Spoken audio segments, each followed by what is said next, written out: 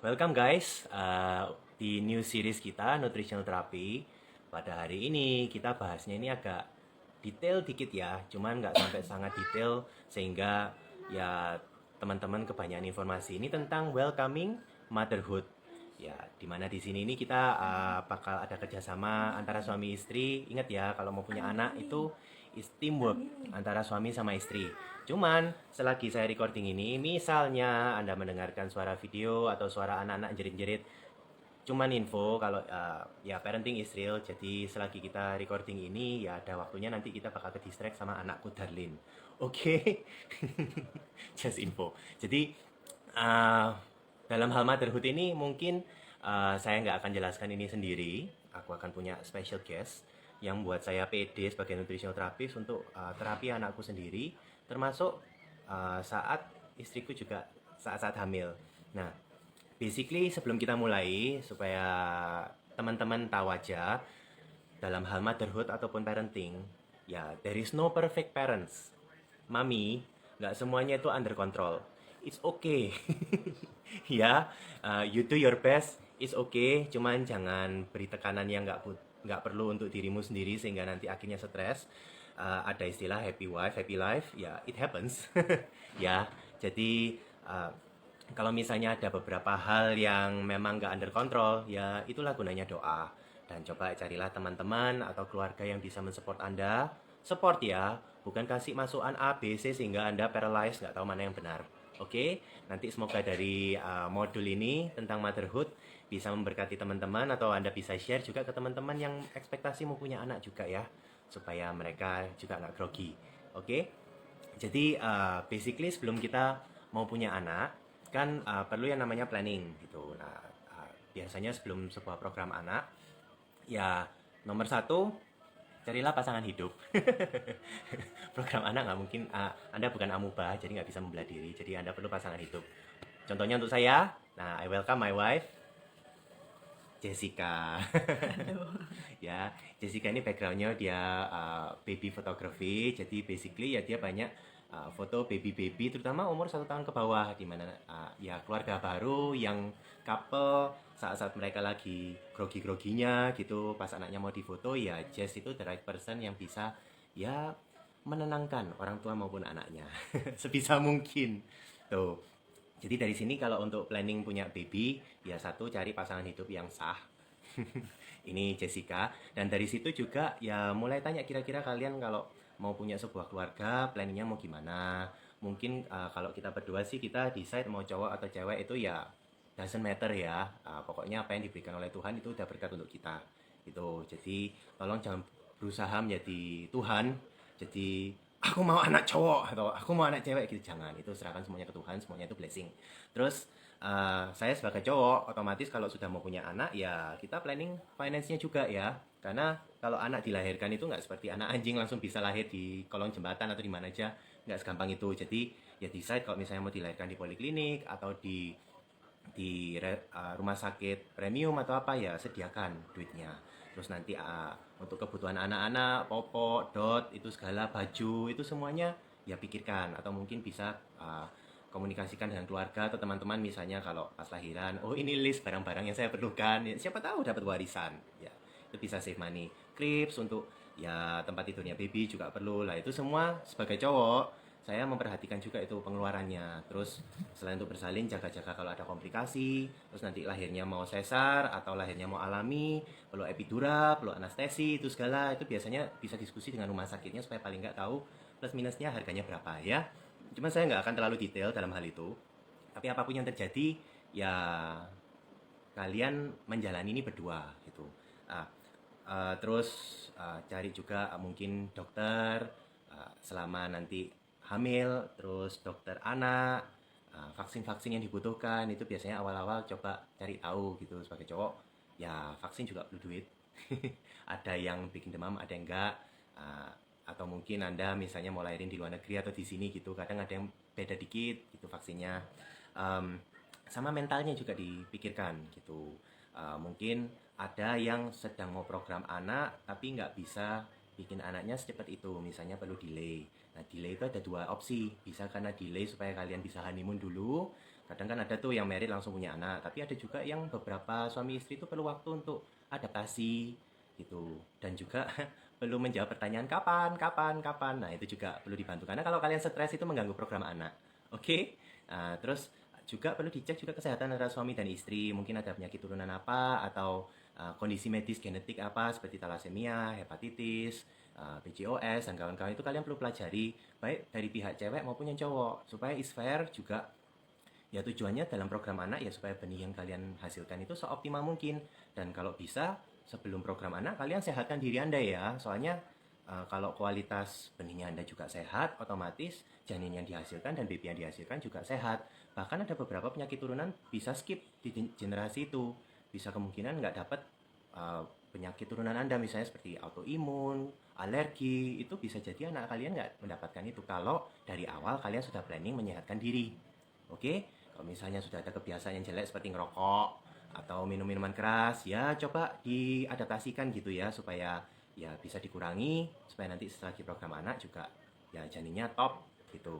Soalnya jangan pikir untuk positif hamil aja ya, karena setelah itu melahirkan laktasi dan pertumbuhan anak juga perlu dipikirkan.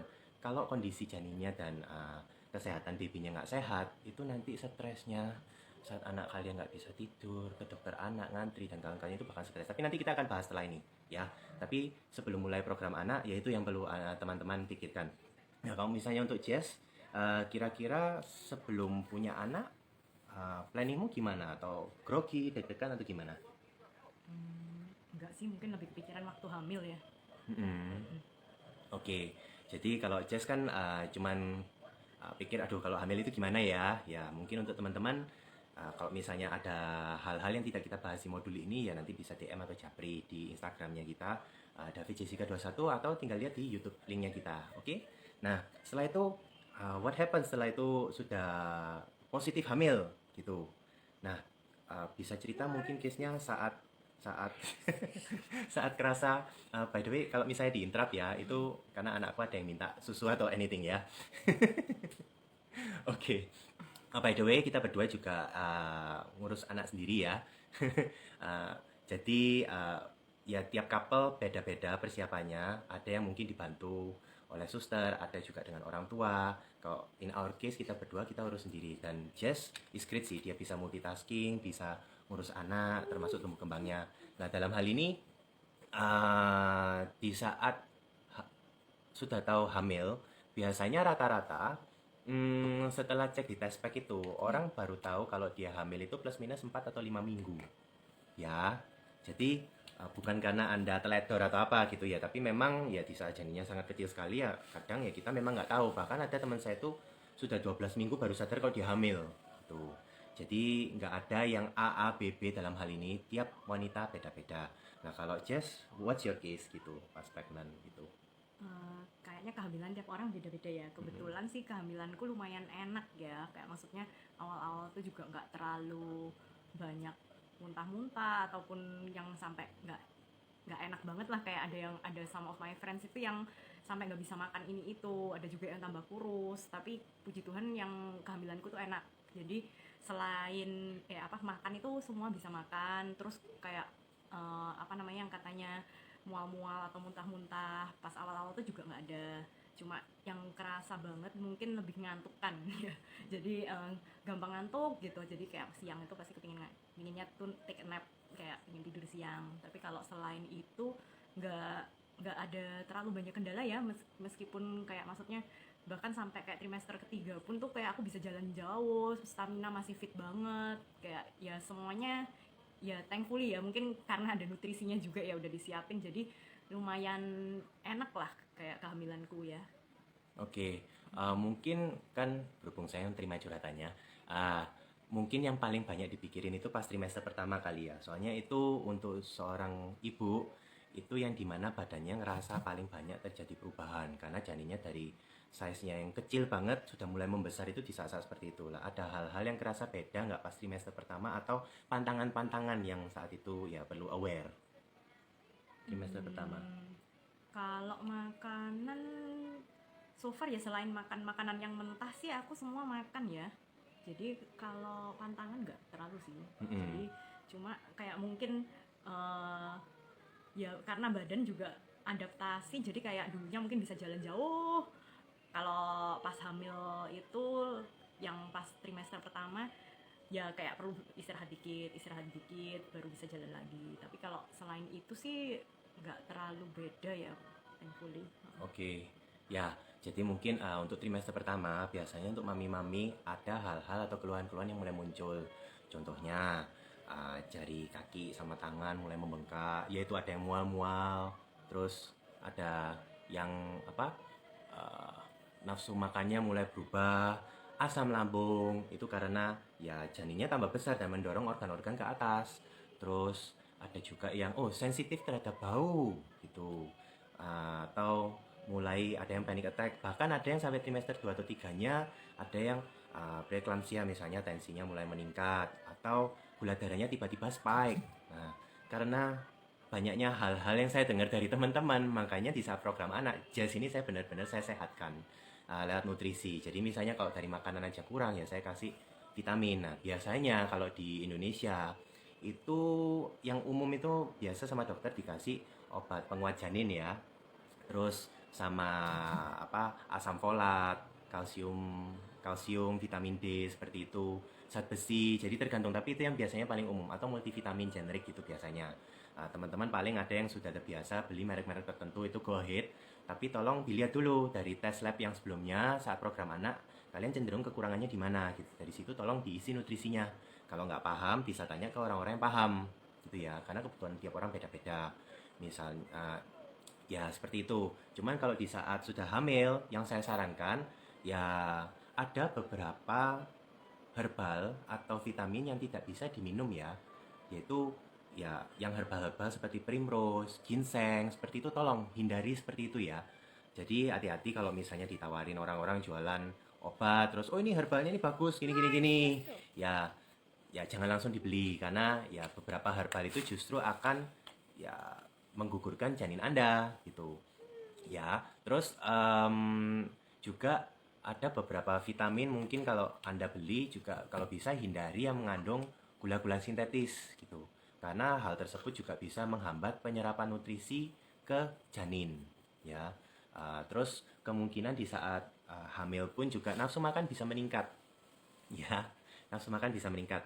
Jadi tolong di saat hamil jangan berpikiran untuk diet, atau jangan kepikiran kalau ya kalau setelah saya melahirkan anak aku akan cepetan di ngecilin badan gitu. Jangan fokus di situ, fokus kesehatan mama dan anak. Jadi kalau mau konsumsi makanan atau asupan nutrisi fokusnya untuk 2 orang ya gitu. Jadi kalaupun perutnya membesarnya lebih cepat, besar seperti itu, atau naiknya sampai 20 kilo, jangan khawatir soal itu, karena itu bukan karena Anda tambah gemuk, tapi itu karena beratnya janin plus air ketuban ya gitu. Terus ya basically itu ya kalau di saat hamil. Jadi paling ada juga olahraga juga mulai dikontrol. Jadi kalau misalnya mami-mami ada yang sudah terbiasa olahraga sebelumnya, kayak Jess ini kuat kardio, dia kuat jalan. Jadi saat pregnant ya dia tetap aktif gitu. Cuman ada mami-mami yang biasanya Muay Thai, biasanya nge-gym. Nah di saat hamil pun juga masih bisa olahraga. Bahkan ada teman saya instruktur aja saat hamil dia masih ngajar body pump gitu. Ya itu is okay kalau memang sudah dikondisikan sebelumnya memang seperti itu. Tapi biasanya saat hamil pekalah ke diri sendiri, memang jangan terlalu capek. Tapi ya jangan sampai pola hidupnya kalian benar-benar berubah. Jadi dari yang biasanya aktif olahraga terus begitu tahu hamil, oke, bed rest. Jangan, jangan. Itu nanti beneran jadi pasien saya itu. Oke. Terus di saat hamil pun juga ya mendekati saat-saat melahirkan juga saatnya persiapkan barang-barangnya baby, juga tentukan mau lahirnya di mana, sama mungkin antara suami istri decide kira-kira kalau melahirkan nanti support sistemnya gimana gitu. Misalnya ada yang comfortable, oh saya tinggal di rumahnya orang tua aku aja untuk mamanya gitu. Pokoknya fokus supaya maminya itu comfortable dan sehat. Karena nanti di topik selanjutnya itu sangat penting banget. Dan di situ juga peranan seorang suami juga sangat penting untuk mensupport mamanya terutama ya, fokus di situ.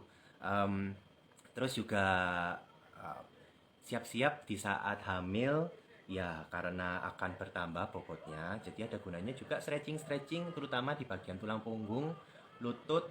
Ya of course jangan sit up. Karena ya anak Anda nggak mungkin kelipet sih. Cuman ya ada beberapa olahraga yang bisa membantu Anda supaya mengkondisikan tulang belakangnya dan postur tubuh Anda supaya nggak berubah. Atau terutama ibu-ibu yang mungkin kena masalah di tulang belakang seperti skoliosis, lordosis, kifosis seperti itu, mungkin saat hamil bakalan kerasa ada keluhannya dikit. Nah itu perlu terapi. Itu jangan dibiarin karena nanti di saat melahirkan juga akan dibutuhkan kekuatan tulang belakang itu ya. Um, Terus ya basically itu aja, juga paling dibiasakan pelan-pelan nanti posisi tidurnya bakalan unik. Biasanya kalau ada mami-mami yang tidurnya bisa taekwondo kanan kiri. Nah, kalau misalnya sudah hamil, ya cuman bisa one side atau sudah mulai nggak enak gitu. Ya itu adaptasi ya. Terus dikit-dikit gampang burping itu apa? Sendawa, terus gampang apa? Kentut, itu normal ya. Tuh. Um, Basically setelah itu ke topik selanjutnya, melahirkan. Nah, saat melahirkan gitu kira-kira saat mau melahirkan kayak mungkin Jess bisa ada masukan gitu untuk mami-mami. Hmm, aku sih pertama ya agak cukup nervous ya, cuma apa namanya kan memang ada pilihan, kalau zaman sekarang kan memang ada pilihan mau sesar atau mau normal. Mungkin eh, ya dilihat lah pro sama consnya normal sama sesar ya, karena kan tiap orang kondisi masing-masing. Jadi ya puji Tuhan sih saya kebetulan kemarin lahiran normal semua. Cuma apa namanya, ya itu memang juga perlu kesiapan mental ya secara nggak langsung ya, kayak maksudnya untuk melahirkan itu. Jadi uh, sebelumnya mungkin perlu mempelajari mungkin ya opsi-opsi apa yang ada. Terus kalau misalnya normal kan juga ada kayak epidural atau alat jenis apa yang mungkin bisa membantu juga.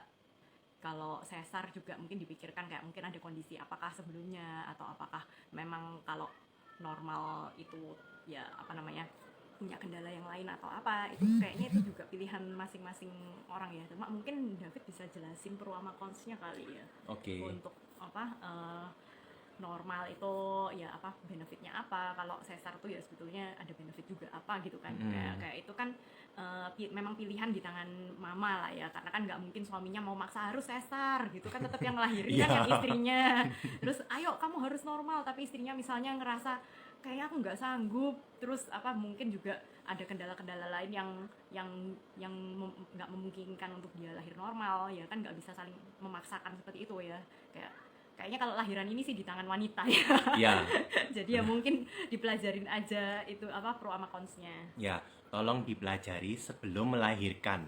Oke, di saat melahirkan itu nggak bisa diskusi karena saat itu sudah panic attack gitu. Terus di saat misalnya lagi anestesi gitu, lagi kebius, terus apa sesar apa enggak gitu, itu mami sudah nggak bisa kepikiran, dia udah fokus dorong, oke.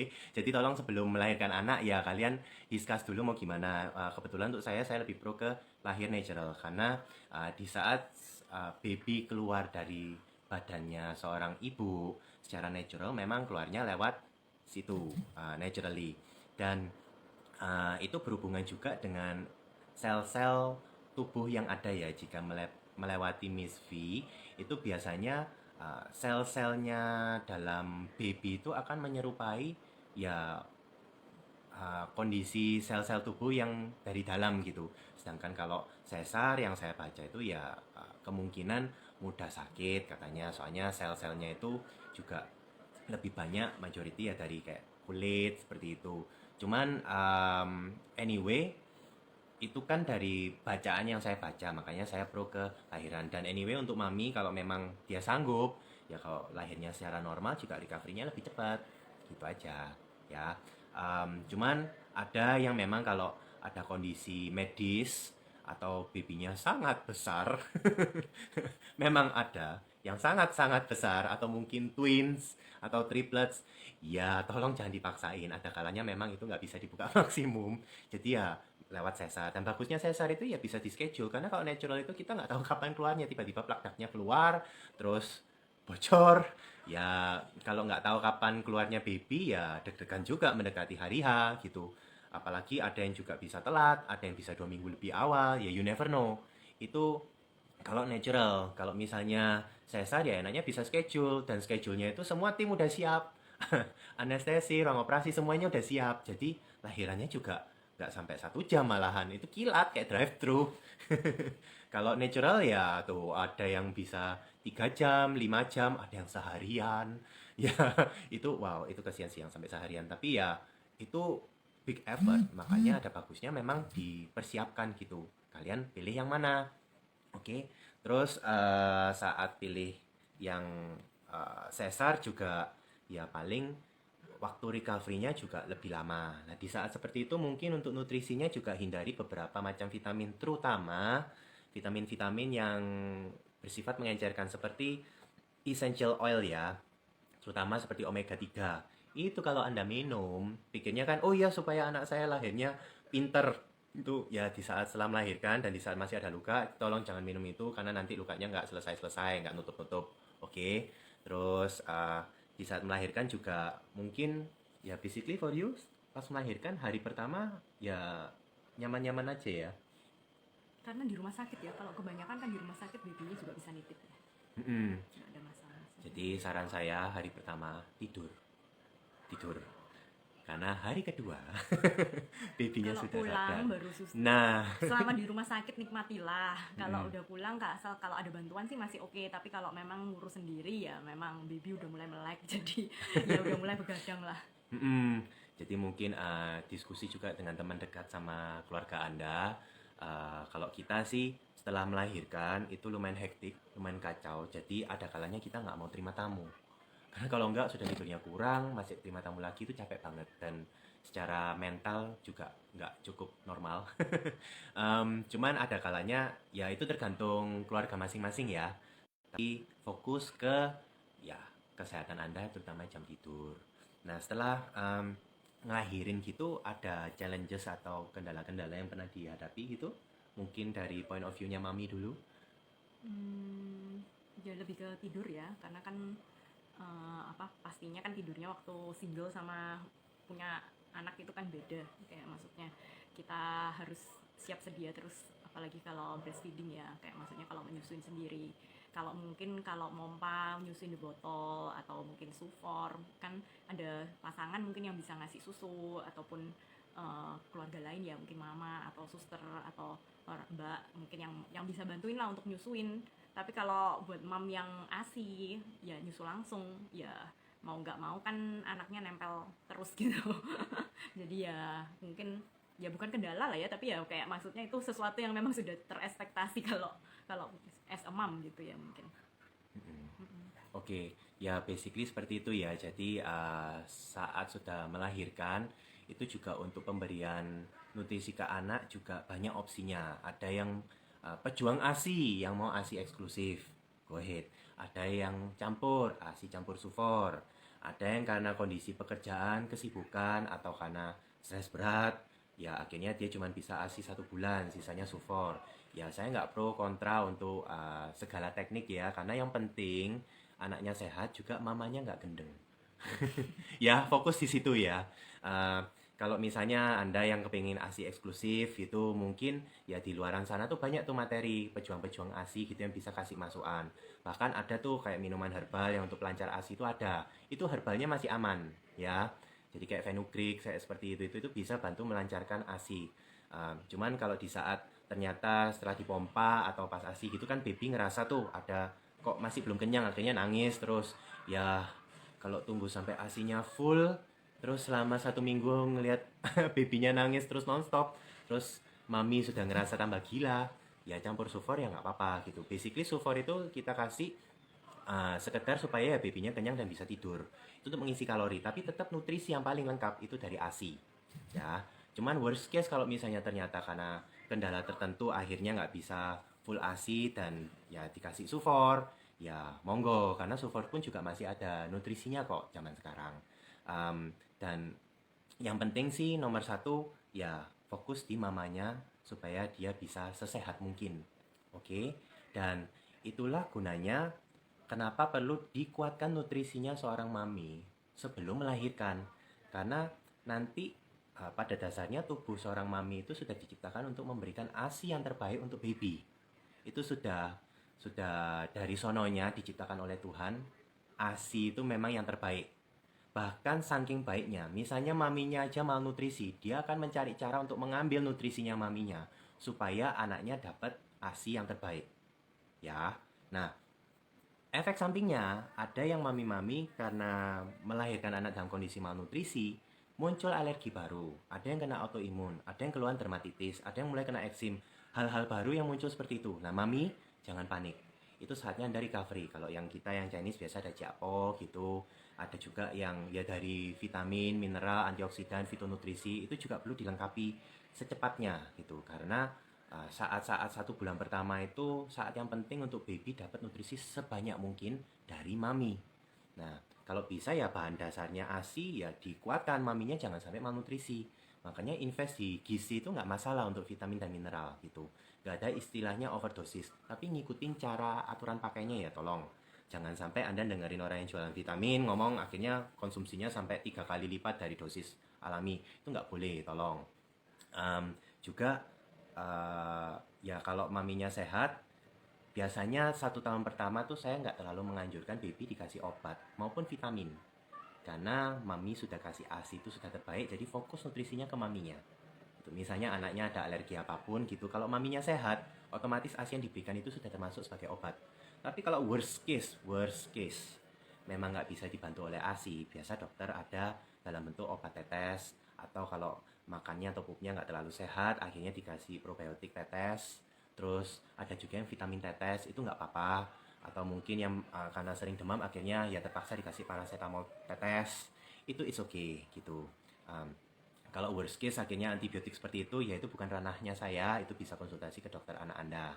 Oke, tapi ya kadang ya kalau kepingin terhindar dari drama ini, ya ada bagusnya kalian mulai siap-siapnya dari program anaknya supaya ya karena saat-saat seperti ini inilah muncul istilah baby blues. Gitu, karena kalau baby sakit itu nangisnya itu kenceng, kuat dan mengganggu banget dan itu berhari-hari. Ya kalau Anda ingin terhindar dari itu ya investasikan waktu dan untuk nutrisi sebelum itu terjadi. Terus um, mungkin di bulan-bulan pertama ya kan baby saat dilahirkan, kebetulan kita pas melahirkan anak itu kita dikasih kelas sebagai suami istri itu untuk memahami dari cara cara ganti popoknya, dari mandiin anaknya, posisinya gimana, itu penting. Terus cara menyusui, skinshipnya itu gimana, kan nggak selamanya gitu ya, menyusui dalam keadaan berdiri, ada yang sambil tidur gitu. Terus ya itu mungkin Jessica lebih paham ya, atau mungkin ada masukan. Eh, Mungkin pas awal melahirkan itu ya kalau memang bisa ya emang skinship itu penting sih, kayak maksudnya baby itu pas pertama baru lahir itu langsung bisa cari anu ya apa bisa cari susunya sendiri gitu loh, kayak maksudnya mungkin bisa di riset sendiri di Google atau gimana.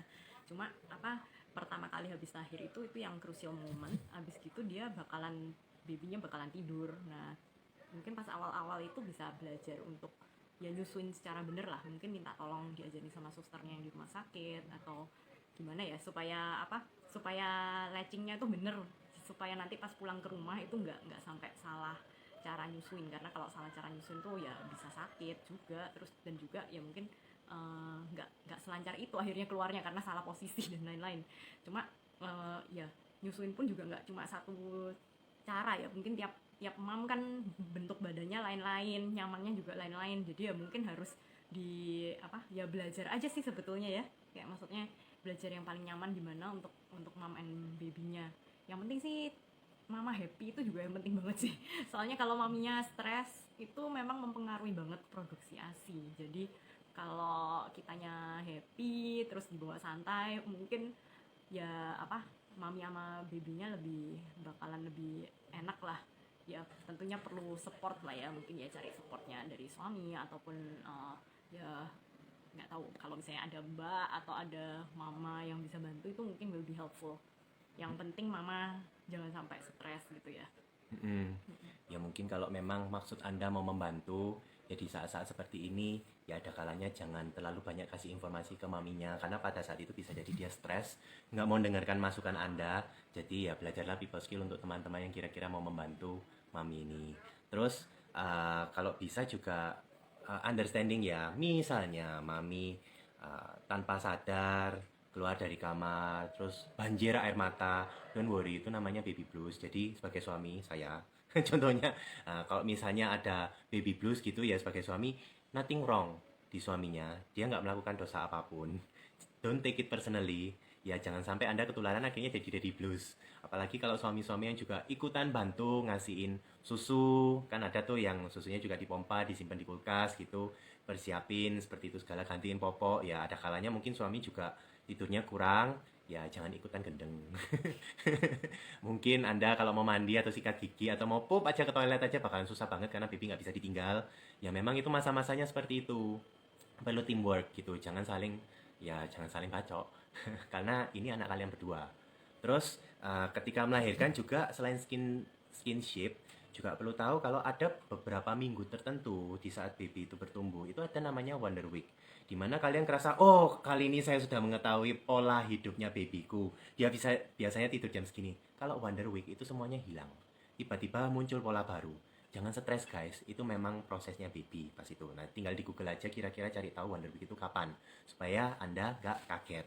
Terus juga satu lagi itu biasa sih kita latih anak kita white noise. Jangan diusahakan kayak ruang baby itu bener-bener sepi, nggak ada suara gitu. Jangan. Biasa kalau saya tuh kita introduce white noise. White noise itu apa? Bunyi yang berisik tapi bisa bikin ngantuk. Itu white noise. Ya.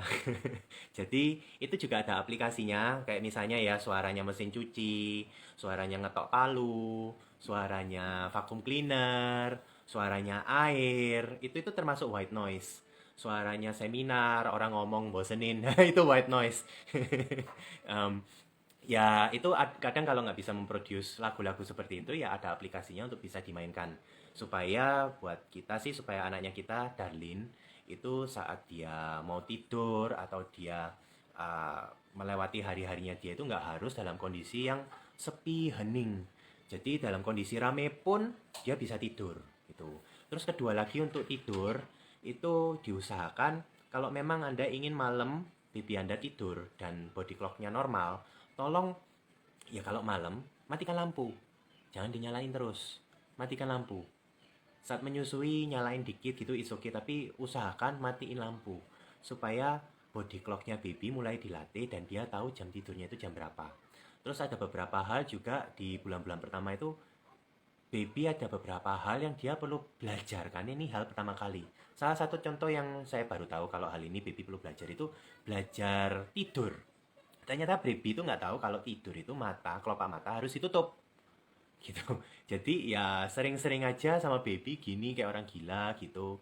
Atau ya pelan-pelan sampai akhirnya babynya tahu, karena ada kalanya baby itu mau tidur tapi dia nggak tahu, dia ngantuk tapi nggak tahu caranya tidur gitu. Jadi bersabarlah juga. Nanti seiring waktunya dalam waktu 1 tahun pertama itu baby belajar merasakan rasa di lidah, pahit, manis, asin, merasakan tekstur, kasar, halus, gatel. Dalam hal gatel pun baby nggak tahu cara ngasih tahu, jadi dia cuma bisanya nangis. Jadi biasanya kalau bulan-bulan pertama nangisnya itu antara gatel, mau tidur, ngantuk, lapar, popoknya penuh. Kadang ada juga yang nggak enak itu. Ya, Apa namanya? kadang ada yang mungkin apa kesumbat ya atau apa, Bukan, itu perlu di pencernaannya masih pencernaannya masih belum perfect, jadi masih apa namanya itu adaptasi ya. Makanya biasa tahun-tahun pertama saya nggak sarankan untuk kasih vitamin kecuali sesuai anjuran dokter, karena pada saat itu ginjal dan livernya baby itu masih belum terbentuk secara sempurna, masih proses ya.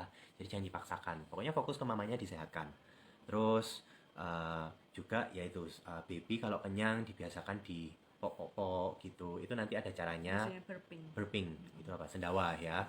Em, Terus ya basically gitu ya. Terus nanti kalau sudah mulai agak besar, mulai tumbuh gigi, belajar makan solid, itu semua nanti sudah dijelaskan di modul selanjutnya untuk kids nutrition. Uh, Terus Ya juga mungkin dalam tahun pertama belajarlah supaya babynya kita pelan-pelan nggak terlalu attach sama kita. Ya, supaya merasakan freedom bisa dititipin orang. Jadi ya ada kalanya karena masih bulan-bulan pertama kan nggak bisa ditinggal. Begitu baby kerasa maminya gone, berapa menit cuman untuk pipis, wah itu udah nangis. Nah itu pelan-pelan perlu adaptasi supaya anak ini bisa merasakan nyaman meskipun ditinggal sama mamanya. Nah itu tiap keluarga ada tips-tipsnya sendiri dan saya nggak akan bahas di acara ini. Cuman basically ya itu aja ya untuk nutrisi anak. Ya semakin tambahnya bulan-bulannya baby juga perlu paham juga stimulasi syaraf sensorinya gimana dengan suara, dengan pencahayaan, dengan rasa, itu segala berhubungan dengan sensori atau termasuk merangkak saat bisa uh, ngangkat kepala, terus apa lagi saya? Duduk. Duduk, merangkak gitu. Biasanya kalau di foto baby gitu umur-umur berapa itu yang paling fleksibel? Oh, kalau awal lahir itu yang bisa dibungkus-bungkus ya, tapi kalau usia 3 bulan biasa udah mulai merangkak. Kok Mm-mm. merangkak, apa maksudnya, angkat kepala, yang tengkurap angkat kepala, terus usia 6 bulan itu duduk kurang lebihnya. Oke, ya. Jadi ya itu sih ada step-step saat kalau misalnya Anda ingin foto baby Anda, ya uh, jangan sampai keburu anaknya sudah terlanjur gede, terus Anda pengen anaknya itu dibedong gitu, nggak sefleksibel itu pada saat itu. Jadi kenali juga, terus kapan mulai keluar panggil mama atau papa, kata-kata pertamanya dia, kapan saat Anda bisa membacakan buku untuk anak. Ya kelihatannya cuma bisa nangis saja, tapi kalau sering conversation, sering diajak ngobrol, itu lama-lama itu juga menstimulasi syarafnya baby. Jadi banyak tips-tips yang seperti itu, tapi saya mungkin fokus ke nutrisinya aja. Jadi fokus ke mamanya, please disehatkan, karena saat-saat seperti itu ASI sangat penting sekali. Sebisa mungkin jangan terlalu banyak dikasih obat-obatan. Terus sama maminya juga saat-saat recovery paling penting jangan terlalu fokus ke ngecilin badan, oke? Okay? Tiap mami beda. Dan juga nanti juga countdown saat-saat mulai mensnya juga. Anyway, kalau sudah mulai mens itu belum tentu asinya berkurang kok, ya itu normal. Tapi ya basically jaga kesehatan. Kalau nanti mau dilangsingkan badannya itu will come naturally. Jika maminya sehat dan nanti ada gerakan stretching ataupun olahraganya, itu nanti secara alami akan melangsing kembali kok. Bahkan kalau dari awal kesehatannya udah dijaga, kemungkinan ada stretch mark itu bisa diminimkan gitu. Dengan nutrisi dan lotion, itu ada caranya. Ya basically kalau mami kepingin ngejilin badan, fokus disehatkan badan karena di saat badan Anda recovery nanti secara otomatis pasti melangsing kok gitu. Jangan konsumsi fat burner. Jangan konsumsi apapun karena apapun yang Anda konsumsi itu takutnya nanti mempengaruhi ASI. Oke, itu aja. Juga ya secara mentalitas, ingat anak Anda ini ya milik Anda berdua secara suami istri. Ya perlu teamwork ya. Jadi jangan limpahkan semuanya ke istri, juga diskusikan ekspektasi positif antara kalian berdua.